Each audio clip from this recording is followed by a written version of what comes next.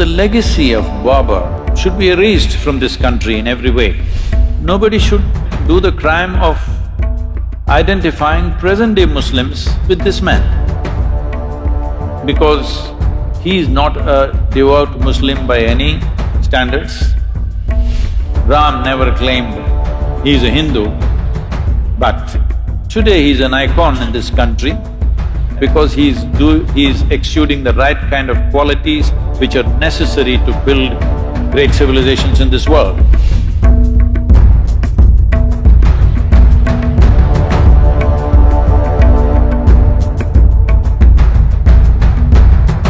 To give you some sense of what we are, two different dimensions of what it is and why we must be careful about what stand we take is, Ram is over 6,000 years ago. What he did not do, lot of dissection happens in South India about him. North India doesn't dissect him, they just worship him. Southern India dissects him a little bit. But an icon of 6,000 years old who has inspired people towards righteousness, towards truthfulness, towards being compassionate to each other, for generations, thousands of generations. You should not disturb that icon. Doesn't matter historically what is right, what is wrong, because nobody really knows for sure. It's only this general story everybody knows, where he went, what happened, what are the events of his life. What he did, why he did, you cannot dissect that, you're not his psychiatrist. Somebody, I was in some Youth and Truth event, they're saying he was insecure. I said, you're not his psychiatrist or something. 6,000 years ago, whether man was secure or insecure, how do you know? This is rubbish. But he's an icon who has inspired millions and millions of people across generations. You should not disturb that because humanity needs those icons. You can take up Ram, you can take up Krishna, you can take up Jesus, you can take up Buddha and find faults with them and today tinker with them. See, he did this was not okay, that was not okay, he was racist, he was this, he was that. This is rubbish. This is all relevant to people who are here now. 6,000 years ago, you want to judge him now? No. He is serving humanity as an icon.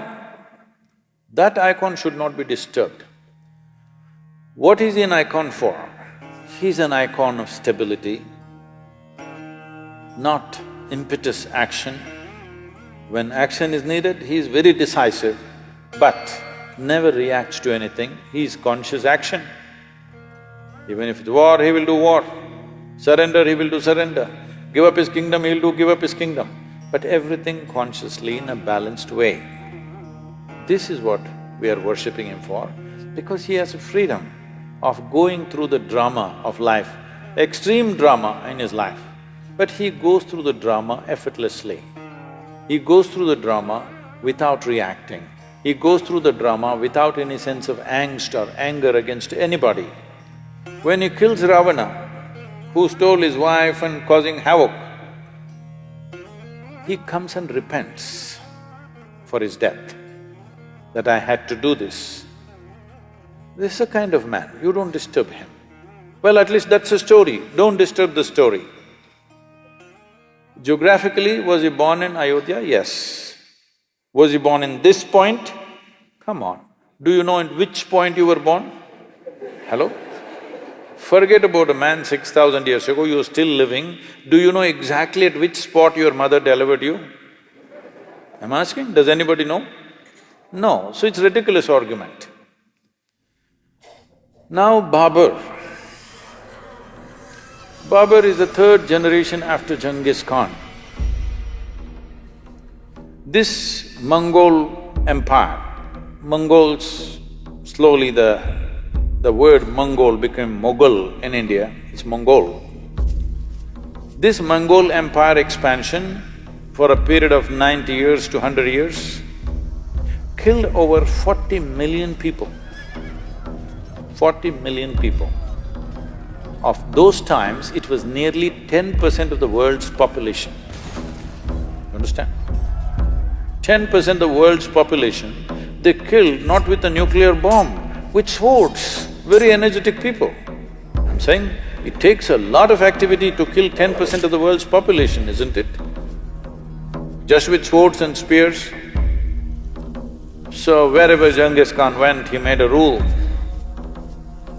All the males, wherever he conquered, all the males who were above the height of a cartwheel, those days the height of a cartwheel, which went with the armies, was always about 38 to 39 inches, about that much. Anybody who is above that height was killed. And then it is a practice of the Mongols to pile up all the severed heads into a big mountain. So the women were taken as slaves to service the soldiers, or they were sold in various markets across Middle East, Europe, everywhere they were sold. So they spread like this. After Genghis Khan came Taimur Lung. Taimur Lung bore Babur. Taimur Lung came right up till Delhi, his empire. Then Babur came. Taimur Lung is supposed to have killed 17 million people. In the cruelest possible way. What happened to the men is compassion. What happened to the women is another matter. I don't want to go into the descriptions. It is most terrible things happened to them. When Babur came, this is also the time of Guru Nanak.